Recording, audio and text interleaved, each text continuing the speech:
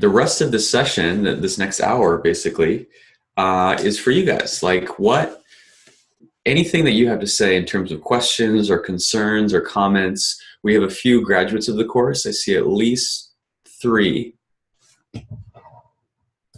maybe four, five, maybe actually. Yeah, we have a lot of graduates. So you can actually ask them, and I'll definitely happily cede the floor for them to respond. Or you can actually even direct message them directly in the chat if you think saying it in front of me is going to be biased. So those people are: Ben is a graduate. I think Eddie Perry, John Cook.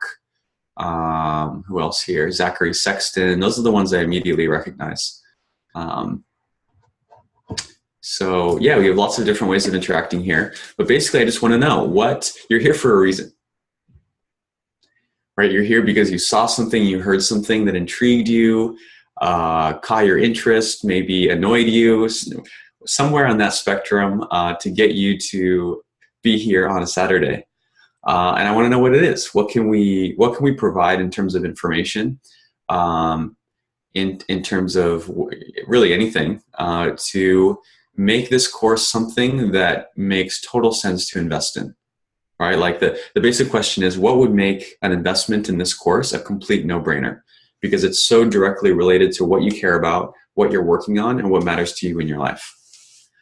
Because that's essentially what we're designing the course around, to be the most relevant and impactful productivity training and PKM training, if such a thing exists, in the world. So yeah, I'll turn it over to you. Like I said, you can either raise your hand in the participants window or just unmute yourself. You're all muted by default, and just let us have it.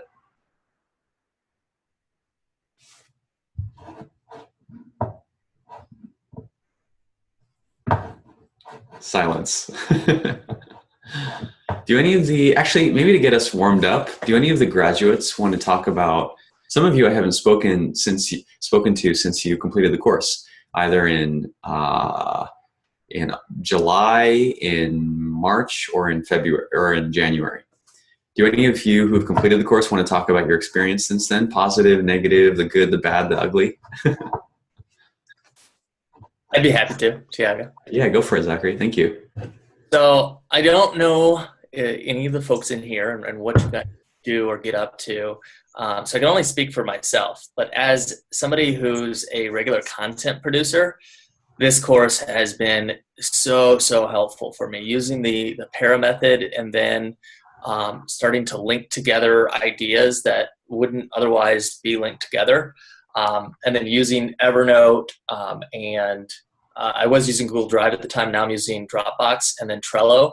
Syncing all three of those together with the para methodology has allowed me to know where my writing is, know where my, if I've got some audio or video or images related to a particular project, and then know all my next actions, just really in a cool way. And one thing that's not talked about a ton in the sales page, but it was something that was brought up in the course, is this app that was generated by, I believe it was one of Tiago's students, or maybe Tiago, you had something to do with it. But it's a random note generator. So if you organize your Evernote in a specific manner, based off projects, areas, resources, and archive, what you could do is you could press this random note generator, and then notes that you've written in the past will pop up, just like randomly. And I know for me, I put so much stuff in Evernote that it's often just like I don't even think about it. And it's nice to get that information back and cycle it back. Be like, oh yeah, that was a really cool idea. Maybe this could play a piece in this thing that I'm doing, or gosh, I'd forgotten about that. That project probably needs to be put on the back burner for something to do. So those were like the two really big things that I got from it. I just felt like instead of having my a lot of my reference material and my like support material needed for projects all over the place, I know exactly where it is now. So that's the big takeaway that I got from it, and I'm starting to link ideas a little bit more consistently. Still working on that part, but just like having control over the information is completely there. So Awesome. that's my like takeaway. So if you're a content producer, a writer, a blogger, a podcaster, like this course makes sense. If you have any questions, just feel free to ask. Awesome. In the chat or live, whatever you want. Awesome. Thank you, Zachary. That's really helpful. Yeah, just to provide a little bit of context. So the course is built around 3 pillars: one for capturing, one for organizing, and one for retrieving and sharing. And what Zachary was referring to there, which is the PARA system or the PARA method, PARA stands for Projects, Areas, Resources, and Archives. And it's essentially, it's the second pillar, but actually the one we start with. It's the pillar centered around organization. And the reason we start with it is in the first week, or maybe actually the first and second week together, I have you organize all of your existing files. Like all of them, across every platform, across work and personal, across projects and areas. Like I know it doesn't seem possible, and I know it seems absurd. That's just like step one. But really getting all of your digital life really into it's not quite a centralized system. It's like a federated system. So each type of information lives in its own special place, right? Like images in a photo manager, text in a note-taking application, videos in something else, right? You don't want to like try to put all information into one thing where it's not ideal. You keep everything where it belongs, but you use the same overarching organizational system across every single tool, every single one, right? To the point where when I start using a new tool, which I do all the time, which you should do, right? Like centralization is not about, use one tool and then never try anything else again. No, you want to be constantly using new tools. But the thing you got to have in place to be able to rapidly adopt new tools is sort of this overarching system that tells you once you spin up this new tool where to put things, or like how that relates to everything else that you have in terms of digital information. So yeah, thank you, Zachary. That was very helpful. I'll just comment since my kids left the room and I can speak and actually be heard. One thing that I'm very interested in with this is I have had systems that have worked like this that have failed, where I've either I've hit limits that were intrinsic to the systems I was using, or the environments changed, or the tools were, especially online cloud tools, discontinued. And so I have been in this weird 2.5-year period of not having any adequate systems, but knowing how powerful they were and just jerry-rigging something that gets me through to the next day. But it's been grotesquely inadequate, and trying to figure out, okay, how do I do that, and how do I do that and not get burned badly again? Yeah. What kind of Jordan? Let me ask you. What kind of information or resources are you wanting to capture and track and use in your work?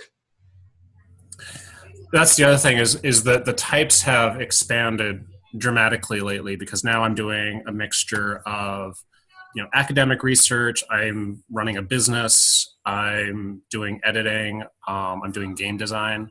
So there's a lot of heterogeneous pieces there, plus just the random personal stuff that you said.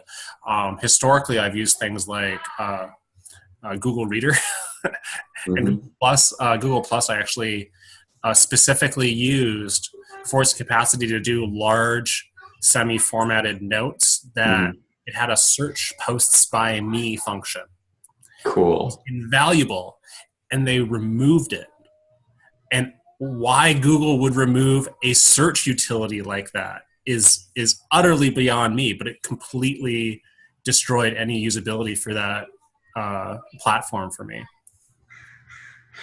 Totally, yeah. And isn't that one of the most infuriating things when either the app itself, the whole app, or the platform, or one specific feature that you rely on goes out of business, and it's like the whole thing feels like it kind of collapses. Well, and the other thing was I relied very heavily for information intakes. I had a system of, I subscribed to RSS feeds very, very heavily. And I had kind of three categories of news feeds where I had my essential readings, I had my peruse, and then I had like a slush pile that I would dip into periodically. And then I would put in basically bandwidth limiters on some of the really high volume feeds so that I was only getting a subset of the articles that BBC was putting out. And I figured, I'll subscribe to 24 different news sources and only get a little trickle from each of them, but big stories I'll see somewhere. And that's kind of fallen apart too with a lot of the movement to social media, which has just not worked nearly as well. Totally. Yeah. Let me ask you one more follow-up question. Like, what if you had, without knowing all the details of what this course entails, but like looking at the promise, which is that you will have a system that you trust to capture, organize, and systematically review and retrieve your notes. Like, what would that enable you to do? Like envisioning the future, what kind of future would that allow you to have? Oh, it would utterly superpower me. My memory is a sieve, so I really heavily depend on external things for memory. I mean, one of the reasons I keep an extensive physical library is because it aids my retention and being able to see a book and pull it off the shelf and remember like roughly where in the book things were is actually, one thing that I use to supplement myself. But like on Google Plus, I would, when I read a book, I'll put little stickies in it, and then I'll reread the sticky parts, and then I'll type up the notes from some of those sticky parts. And I used to post those to Google Plus. And that's incredibly time consuming, but that was the only way I could retain the information. And then the stuff that I really cared about was searchable in the end. That was a system where, precisely because it was tough to do, it also helped me retain the stuff that I cared about. And then it enabled it for searchability. And by posting it publicly too, it enabled me to get feedback from other people on stuff, which was useful. So, I like I said, I see the potential and I've experienced the power of it. I don't have a system like that in place today that's working for me. Perfect. Awesome. Thank you so much, Jordan. That's really what we're all here for, right? Like, it's interesting too. What your comments are reminding me of this tension that exists in the course between the one way and the many ways. And this is one of the most interesting dynamics that plays out that I quite enjoy. And it's the whole reason that I do this course as a live thing with like specific live sessions. Is like I am pretty clear on like the one way. Like, this is the way I think it should be done. But the value of having this group of between 50 and 100 just wicked smart people doing incredible work in their own industries is like, you all have the forum to push back against that, which is awesome, right? So in some cases, like these little breakaway groups start applying, the second brain approach to a different application, to OneNote.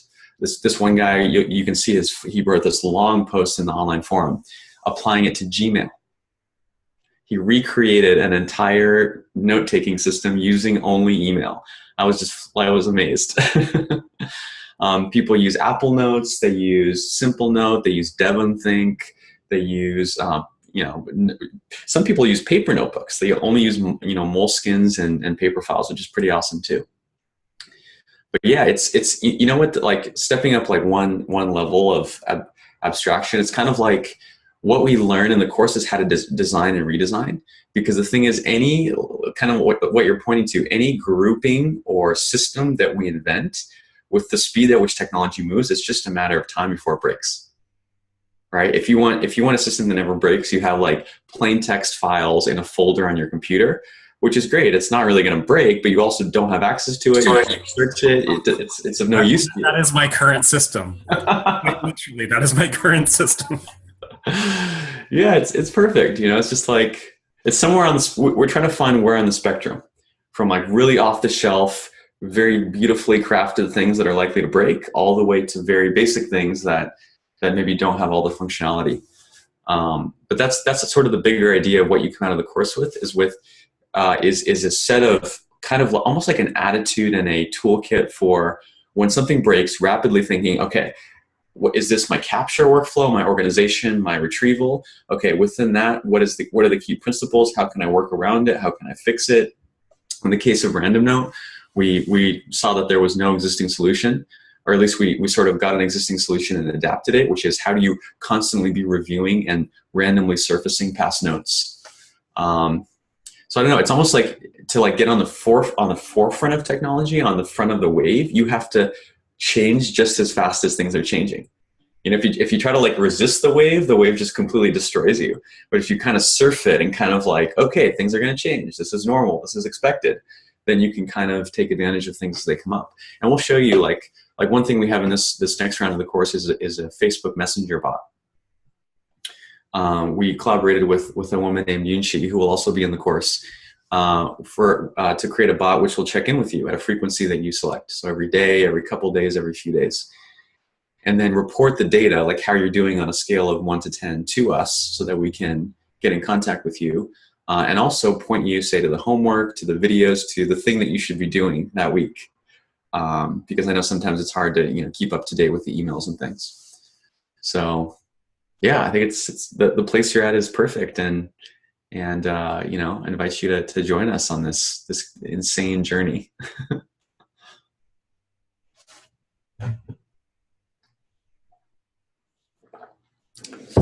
Who else? Got 19 people.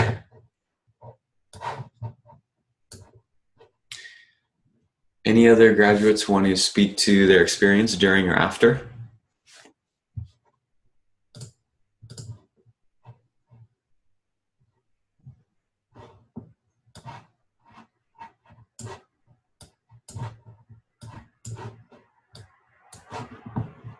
I don't have an eye on the chat, so someone's going to have to field any questions that are there to me.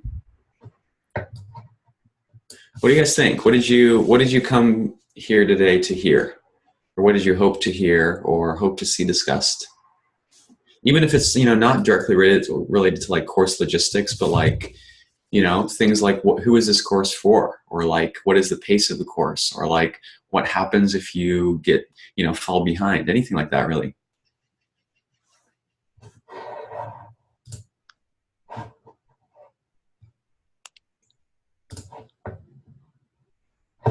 Yeah, Asrar, please. Just remember to unmute yourself. I think, can you hear me now, Diego? Yes. Okay, so my question, you said like the first 2 weeks are on organization, right? Is that what is focused? I think it's like, that's the biggest challenge, which I've been using Evernote for many years now, and it's always like which way to go. I know I've been reading your stuff too, like, those, whether you do the headings or whether you do the, how can you explain that a little bit more, please? Yeah, my approach to organization, let's see. I think organization is one of those things where it's like, it's simultaneously way more important than people think and way less important. So it's way less important in the sense that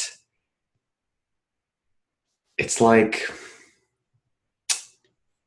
the way most people organize is they try to put each piece of information in the exact perfect place, right? And to do that, they try to figure out what it means, how they're going to use it, like what is the main point of it, all these questions that create so much friction.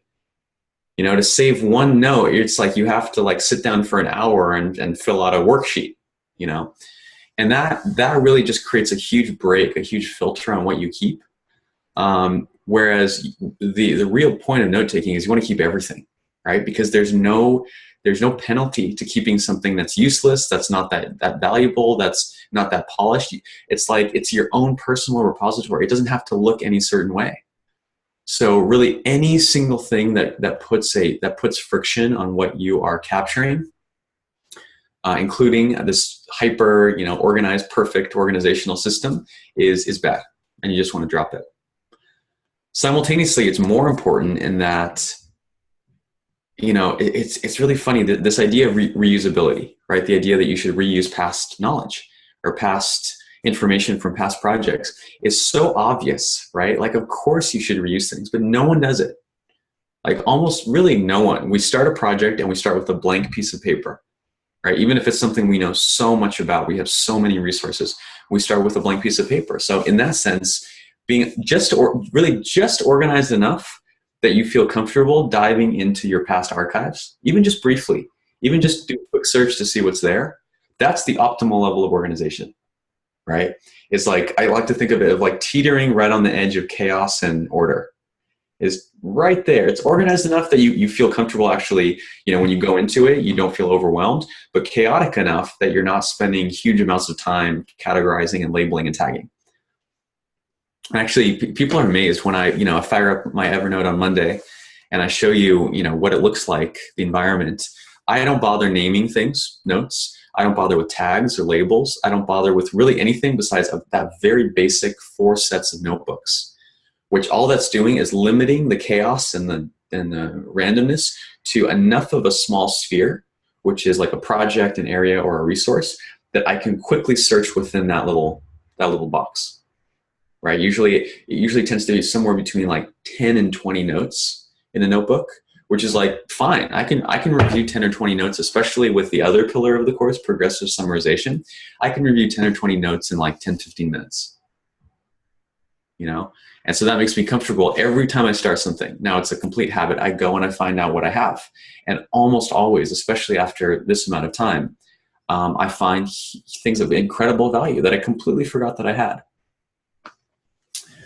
So organization is an interesting one because we tend to have a lot of stories around it, a lot of baggage basically around like trying to get organized in the past. It didn't work, being frustrated, being overwhelmed. And Para essentially tries to cut very much to the heart of what it means to be organized, which in my view is not, things look a certain way or are neatly tagged or have nice little labels. What it means is that it supports action. Right? Someone who's organized is someone whose knowledge and whose files and all their stuff support their action, the action they want to take. Right? Even if it looks on the surface messy, which my Evernote does. So that's kind of my like very high level take. But 1/3 of the course is dedicated to organizing, which is what we start with, because I want you to start by organizing. It's funny, people start the course like, oh, I don't have any notes. I don't have any existing personal knowledge. And I go, yes, you do. And I take you through a checklist, basically a long checklist of going around to all the different tools, from cloud storage to Google Docs, to apps on your phone, to folders in your computer, to all these different things. And once you pull, not all of it, but much of it into, say, a note-taking program, whether it's Evernote or something else, you find, whoa, I have a huge amount of existing information. Right? And that's the first thing we do, because then that provides the impetus to invest in the rest of the course and in actually making use of this existing knowledge that you have. So yeah, it's a lot of fun for people to see how much stuff they have and how much value is there. Even if you haven't put 2 seconds of thought into it, just collecting what's already there, gives you like this feeling of like there's content here, there's knowledge here that I've accumulated over the course of my life. Asrar, does that help at all? Sure. Yeah. So like for example, you said the projects that is the first level, right? Is that what you do it on the Evernote, right? And for the task manager, I read you use things, right? Yes. So what, you put the project list on the things too, or just keep it separate, or how do you put stuff to do, and how do you do that? Yeah, great question actually. So this Building a Second Brain is bundled with a different course, which is called Get Stuff Done. That course was the first course that I created 4 years ago. And it's still definitely my most successful course. It's essentially a video version of the book Getting Things Done, GTD. And I think something like, close to 30,000 people have taken it. It's really stood the test of time, which is why I included it in this course. And essentially, there's this very nice division, which is actionable information and reference information, right? And this comes straight from GTD. Actionable stuff is stuff that you have to take action on. Tasks, projects, to-dos, open loops. Reference is everything else, right? All the notes you've taken, the things you've learned, the knowledge you've gained, all that stuff. And I like keeping them so separate because it's so easy to make the distinction. You know, anything that comes into my world, I can instantly say this is an action I have to take, or this is just some reference information. And so I try to keep that division everywhere. It's the same division between the two courses, between Get Stuff Done and Building a Second Brain. It's the same division even between applications, between Things and Evernote.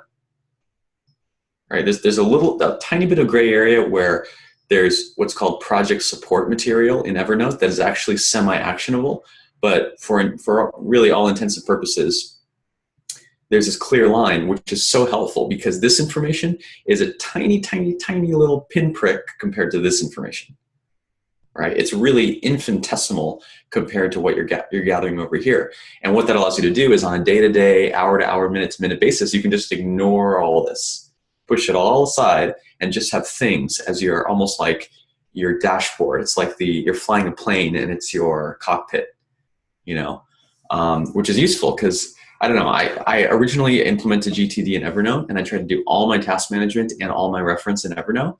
And it was completely insane because I was just trying to go and, you know, jump in there really quick to get a task or an action. And then I was overwhelmed with my notes on this like 500-page book. And of course that's interesting to me, otherwise I wouldn't have kept it. And then suddenly it's like going on Wikipedia. Before I know it, half an hour has passed and I've been reviewing all this random information that I collected. So I find keeping a firm division is very, very helpful. And projects, to kind of answer your question, projects is the bridge, right? It's like the bridge from your actionable stuff, which is constantly changing and very dynamic, to your reference, which one part of your reference information, I have you organized by project. And within reference, that's kind of the most sparse categories, right? So, you know, when I look at, actually, why don't we look at this? This will be a bit risky.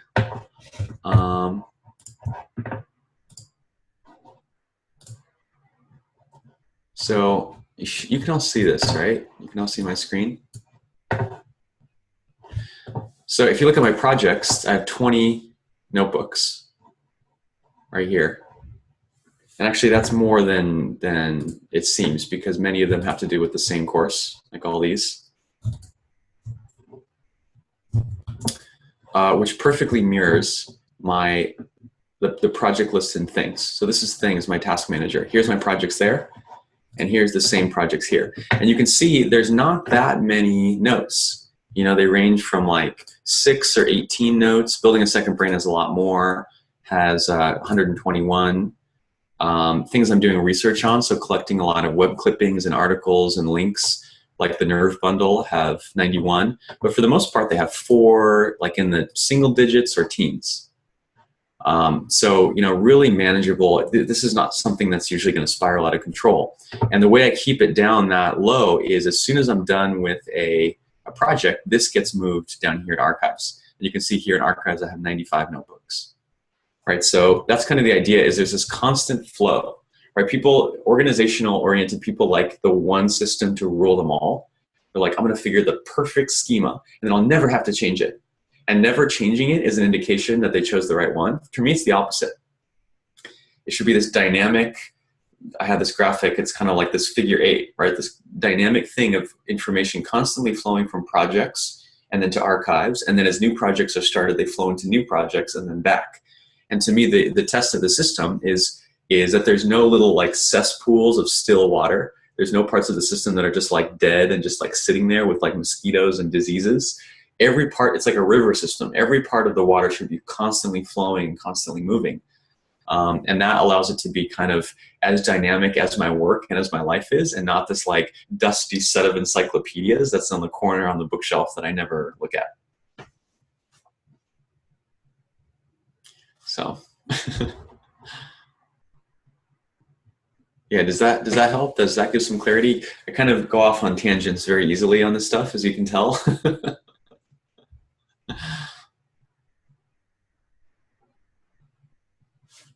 Yeah, I mean, what I'm trying to do here is make the partner to GTD. You know, to me, the big idea of GTD was not just, oh yeah, you can capture your open loops and you can organize your tasks. It was that something as diverse and ambiguous as knowledge work can be done according to a system. Like just that idea alone, that it's not just like, oh, I'm this like crazy artist, knowledge worker, and nothing is predictable. No, I just have to do everything by the seat of my pants. The fact that he came in and said, no, actually, knowledge work has 5 phases. And the first one, this is how you should do it. The second one, this is how you should do it. The third one, it's like he laid out this system that is so meta and so widely applicable that it can be used by every type of person in the world, really. And I'm trying to do something similar for reference information, which is even more ambiguous, even more complex, but that I still think you can do in a systematic way. So I can only aspire to have the impact that GTD has had, but I think that's our lofty goal here. Hello? Yeah, I only see a number. Who's that? Hi, I'm on the phone. Sorry. Yeah, no worries. What's your name? Michael? Hey, Michael. I just have a quick question. You were talking earlier about different systems that people have used, like software projects, Gmail and so on, rather than Evernote as the default. Yes. And I'm curious if anyone has used Emacs org mode. Some people have mentioned it. Ben, do you know if we have a thread? So in the online forum, we have a dedicated thread for every program that people use. And people people using that application congregate there and sort of work it out among themselves. But Ben, do you know if we have a thread for Emacs? I don't think so yet, but I mean, that's kind of the awesome magic of the discussion forum, is that one person brings something up and then suddenly there are like, 20 people in the forum talking about how they could do things. Or the Gmail thread is a good example because there were a lot of people interested in what that could look like. So yeah, I would love to see one get started. Yeah, Michael, I've heard so much about Emacs and about its capabilities and how well integrated it is with. Is it integrated into? Is it an operating system or? Yeah, it's kind of a cross between a text editor and an operating system. You can use it on pretty much any operating system. I've used it on Windows and Mac and Linux, and it has a killer app in it, which is org mode. It's like a part of Emacs, but it's not Emacs. That makes it, you can manage tasks or notes or lots of other stuff. It's pretty heavily based on an outline. Everything's an outline, and it's all plain text files, as you were saying. So, and the best part is it's scriptable, so you can, if you know anything about programming, you can go in and configure it the way that you like it. So that works pretty well for me, and it'd be a tough sell for me to switch to, say, like Evernote or something else, and I'd be interested in applying those principles to that program. Totally. Yeah, I've really heard so much about it. What do you do with like documents, images, like screenshots, things like that? Yeah, I think that's one of the pain points that I'd really like to look more into. I think like another pain point of org mode is that it's not very collaborative. I bet people have workflows for it, but since it's like file-based and text file-based, it's not, you don't get something like sharing with other people, but you can link to things. I do that a fair amount, but for the most part, if it's not like text-based, I kind of tend to keep it in a different place than org mode. Totally.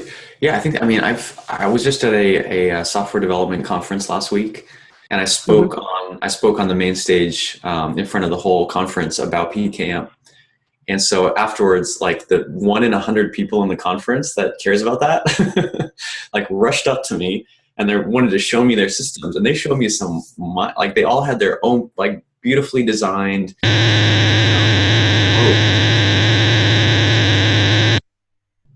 Whoa, I muted you, Michael, because I was getting some feedback there.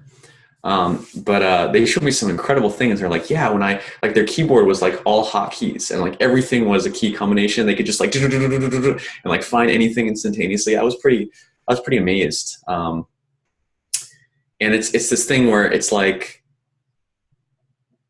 yeah, it's like I want people to use what works for them, like of course, and use the unique capabilities of any specific tool or thing they have. The question is how to fix those pain points that you talked about. What do you do about images? What do you do about collaboration? What do you do about when you're on someone else's computer? What do you do when, there's all these like very common pain points. And in fact, let's see, can I show you this? Oh, I don't know where that is actually. I have this mapping that I'll show you guys, which is the 15, I've identified through this course 15 pain points, which we're going to address with exercises, different activities, and different like tutorials that I think if you can solve the 15 pain points, then you have this like incredible like second brain that is like a superpower, like Jordan said. So yeah, I don't know exactly how that's going to work, but I would love for you to join us and help us figure it out. Yeah, we've had a number of software developers and software tech people come through the course. We actually have a dev group who are basically working on little things, little projects that interest them based on the principles they learned from the course. But just to sort of circle this a little bit, we have not yet had the Vim Emacs Holy Wars yet, and I think we could invite that at this time. Yeah, Michael, does that help? Did you have any follow up? Here, let me unmute you. Are you still getting feedback? No, it's good now. Okay. Yeah, that answers the question. Yeah, I'll just have to think about that. Thank you. Yeah, I just wrote a post on my blog last week called "From Multitasking to Multiplexing," which is basically like it's like a blog post version of the talk that I gave at the conference. And it's essentially, if you're in software, which I guess we're assuming, you didn't actually say you're in software, but we're assuming that you are. It like directly applies like software development principles to like building a second brain in PKM, like which software principles that are like incredibly powerful in software we're using to actually create a note-taking and PKM system. So that might be interesting for you. Great, thanks. I'll take a look. Yeah. Yeah, and actually they just they had some copyright issues with the talk where the music playing in the background was unlicensed, and so YouTube instantaneously killed the recording. But I think it's now sorted out, and that the recording of that talk is live. And today I'll post it to the other post called "The React Productivity Revolution," which is also there on my blog. There's kind of there's a placeholder for the talk, and now I can finally post that. Great. Yeah. What else you guys got? Someone posted a question earlier, basically commenting, this is the kind of thing that they're here for, and they were interested in how you're going to help. They said, "How are you going to help us, your participants, get there?" And I think this is in the context of organization and so on. Totally. Yeah, it's a great question. And this was a decision that we made recently for this round of the course, which is to focus on outcomes. Right? Like we had sort of this decision, do we want to, scale it, make a self-paced version, just allow the maximum number of possible people to go through the program? Or do we actually want to focus our energy on the actual outcomes, not just finishing the course, but actually implementing what it contains, actually applying it to their work, actually sticking with it? And so we made two pretty major changes this round. One was flipping the classroom. So in the previous 3 rounds, I would essentially give, like an hour about an hour of lecture. So 2 units of lecture live during a session like this one. And then we'd have 30 minutes at the end to sort of talk about it. And usually those 30 minutes were people just like, because I move really fast and it's a lot of content, and they had no time to sort of process it. So they'd just be like deer in the headlights kind of thing. And also I would then assign them exercises, homework basically, which they would have to find time for and do completely on their own, right? And what we realized is that actually doesn't make any sense. Like people can watch lectures on their own, which are not that long. They're like between 20 and 30 minutes and very fast-paced and very informative. And then what we're gonna do now is the 90 minutes that we're together, we're gonna do the homework, all right? So this is those 15 friction pain points that I mentioned. Is each Monday session, I'm gonna be here with you. I'm going to lead you really step by step through the exercises, which are really, the exercises are not just like, fun, interesting intellectual challenges. It's actually implementing. So it's actually now this thing that you just learned, like do it. All right. So those two, so that's the first change, flipping the classroom. The other big change is coaches. So we have 5 coaches that we've hired who are graduates of the course, who have completed the course successfully. So they know the subject matter, they're doing it themselves, they're actually seeing the benefits.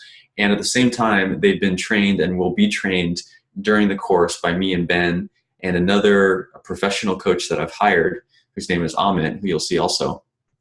They're being trained as implementation coaches. So they will essentially, so if you purchase the higher priced coaching edition, there'll be like a one-on-one coach, like actually phone calls, Zoom sessions, one-on-one with you. But even if you have the standard edition, we're breaking up the cohort into 5 groups based on time zones. And then each time zone will have a coach, right? We'll have kind of like a group leader. And the reason for that is we've noticed, when it was just me running the course, no one would ask me any questions. No one would have any. I was like, wow, everyone is getting this. There's no problems, no technical difficulties, no challenges, nothing. And then when Ben came along, suddenly all these people came out of the woodwork and we realized they were having challenges. And I realized that sometimes people in a forum with, our calls often have 50 or 60 people, don't necessarily feel comfortable, saying, oh, I don't know how to do a web clipping, which is completely understandable, right? Especially with the caliber of people and that we have in the course. And so the point of the group leaders, the coaches, is that each group of around like 10 to 20 people, I think will be the groups, will have a designated point person that they can go to who has been through the course and can help them through implementation. And then that combined with the Facebook Messenger bot, which will be checking in.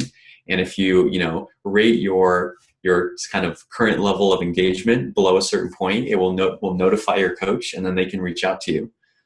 Those two things combined, we're hoping will dramatically increase the completion rate, the success rate, the impact that people have in the course. So really what you described, actually helping you do it is the complete focus of this course, right? Like I'm constantly not, purposely not adding new content, and there's so much. I mean, you can imagine all the things that this connects to that I could bring in, that I want to bring in because that's what I'm interested in. But I'm like, no. More information is not the bottleneck, right? All of you are already drowning in more information than you can ever even consume or think about. The bottleneck is actually building things, implementing things, and executing things. And that's something that we've accumulated a lot of expertise. We've had 200 people go through the course now. We've seen really a wide variety of implementations, which is, something that makes the approach more robust and more dependable, is that such a variety of people have done it. But yeah, it's also a work in process where we're continuing to find oh, that explanation doesn't make sense. This analogy actually is not the right one. Oh, we need to be a bit more flexible here. It's like very much a living organism, which is one reason that all graduates of the course have indefinite access to the online forum. Oh, and I was going to show you. So going off a bit of a tangent, but this is the online forum. It's basically a dedicated website. So it's not Facebook. It's not, something where we don't have control and you don't have privacy. It's like completely self-contained on our own site. And it's essentially broken up into categories where you can see a range of different threads, everything from, email clients to apps that people like to other. This is what I love. People bringing in other people's methods and seeing how they relate. Here's the pair using Gmail one I mentioned. So you can see it's not like little tiny comments of people going, yay, it's very extensive responses where we go back and forth, we quote each other, we respond directly. It's very much a joint communal process of developing this knowledge. And actually, this is the reason some people have asked, why don't we have a Slack channel? Why don't we do what every other group online these days does, which is have Slack? And it's because I don't want people to have this little chatter. I have enough Slack channels where we have chit chat, and it's fun and games. Look at how cool we are using Slack. That has a place. But I want the forum to have a little bit of friction, because when you go there, I want you to actually add value. All right, my intention when I go there is, unless I have something good to say, don't say anything at all. I'll sometimes like the post if I have nothing to say, just so you know that I read it. but I only want to respond to a thread if I have some substantive thing to contribute. So that resource, which is the forum, which gets added to every round of the course, is something you'll have access to indefinitely. So I hope whoever asked that question, I hope that was helpful. Hey, Tiago, could you go into some of the specifics on the alumni only kind of coaching portion of it? I know you mentioned that all up. I mean, that's specifically what I'm interested in, but also just curious how that's going to differ from, this latest iteration for new folks as well. Yeah, great point, Eddie. So just to give the context, we are offering for this round, for the first time, basically for graduates to come back to do the coaching. Since we didn't have coaching in previous rounds, we want to give people a second round. And they pay for that. It's really re-enrolling in the course again. And the answer, Eddie, is I don't know exactly, right? We have, let's see, 5 or 6 alumni that have come back for the coaching. So it's a small enough group that we're going to talk to you directly. We're a little bit, probably not before Monday, we're a little bit slammed, just getting everything ready. But shortly thereafter, talk to you and ask you what you want. Because I have a feeling that actually in the email that I sent to all you guys, announcing this, I mentioned different things, and I have a feeling you fall into different categories. Some of you want to just redo the material and just go deeper, right? Some of you want to actually use the system you've built to create content. Some of you want to actually build a business. You want to start selling the results of the content that you've produced. So those are potentially pretty different groups that I may treat very differently. Gotcha. No, that totally makes sense. So I took it back, I want to say the first one, and I've fallen off the wagon a little bit. I've been a long time GTD guy, but kind of fallen off the reference material wagon and kind of want to focus more on that implementation side. So that's why that really resonated with me. So totally. Yeah. Absolutely. Awesome. Yeah. You've already enrolled, I think, right? Yep. Awesome. Yeah. Yeah, and just so everyone knows, this has been a point of confusion. So you'll have access to future versions of the materials. So things that can be easily distributed, like slides, videos, forum posts, whatever. But you don't get to retake the class anytime you want as a full participant. So the live sessions are dedicated to just the current cohort. And the reason for that is just to not have a student-to-teacher ratio that gets completely out of hand where you can't get any individual attention. So, we do a lot of things. Another thing, people have asked why the price increases, and that's another reason for that, is that the last round we had, I think, 100 people, which I think was stretching. Well, actually, with the coaches now, that should be more manageable. But, we keep increasing the price to kind of keep a student-to-teacher ratio and now a coach-to-participant ratio that makes it so you're not lost in the sea of a million people, but you can actually get to know people, see the same faces, have ongoing conversations with the same people, so that you actually have some of the social accountability and the social connection. You're not just, sitting at home watching videos, which is, I think, what's wrong with many online courses today. Yeah. So, and actually part of that too is accountability. I know if I told people, so it's really funny. So I've really come to the conclusion, so much of my job is providing accountability, right? Because when you have information or a course that's available forever, you know what happens. It just gets pushed back. So everything from, the relatively high price of the course to the fact that we're doing the homework during the session. So if you just show up for those 90 minutes, you will have done the homework, right? To the fact that it's a limited time engagement, 30 days, it's a 30-day sprint, to the fact that you can't come back anytime you want. All these things are designed to enable you to push aside what you need to push aside.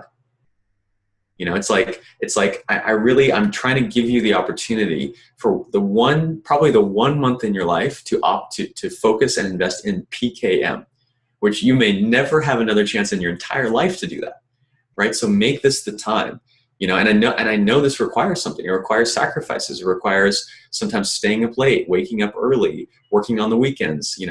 There's people in Europe that are getting up at 2 a.m. to attend the Monday sessions from 2 to 3:30 a.m. And I feel comfortable asking for all those things because I know if you invest in your PKM for 1 month, it will pay dividends for the rest of your life. It's just unimaginable dividends. So I'm kind of comfortable being a bit of a hard ass. Yeah. So we got about 8 more minutes. Any final? I know I kind of rambled for the majority of the session, which I'll try not to do on Monday so much. But I really am excited about this. And round 4, we've made so many changes, so many improvements, and I'm super excited to share them with you. It's progressing at an incredible pace, and it's a very fun. It's really my favorite thing to work on. Like, I love that I get to, for this month, get to push off all my other boring projects, and I get to only focus on this one. It's like my ultimate excuse to only be focused on like ideas and knowledge and content and learning and the things that I care the most about.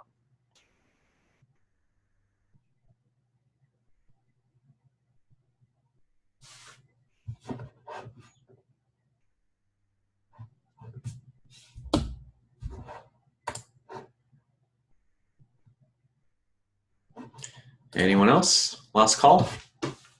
Let's see, Ben, did you have anything?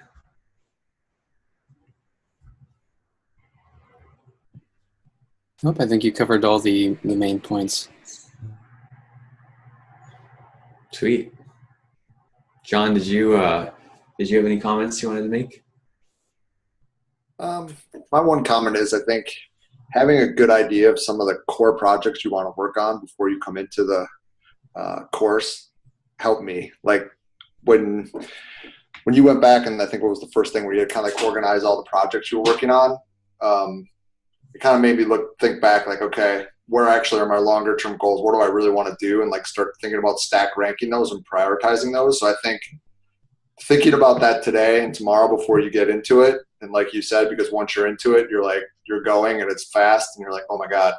I think that depending on how you operate, I'm a little bit slower as a thinker. I need to kind of go through things. So like having some ideas of what you want to do and really what you want to achieve, like an outcome type focus for some things, I think is beneficial. And that's why I wanted to come today and kind of see what you were doing and turning around the class, and probably we'll come back and do it the second time just to really ingrain it and put that in. So I think like having that, and if you've done GTD before, I think that really helps, because it helps you delineate like what a GTD is versus what like knowledge management is, and understanding where those two work and how you can use one and the other together to really build the mental models that you need to be successful, I think, as a knowledge worker is really critical. So I think that was really the input. That was kind of one of the humps I had to get over within the course. And so, but that, it all depends, I guess, on who you are and how you organize your things and how you build your own mental models. So.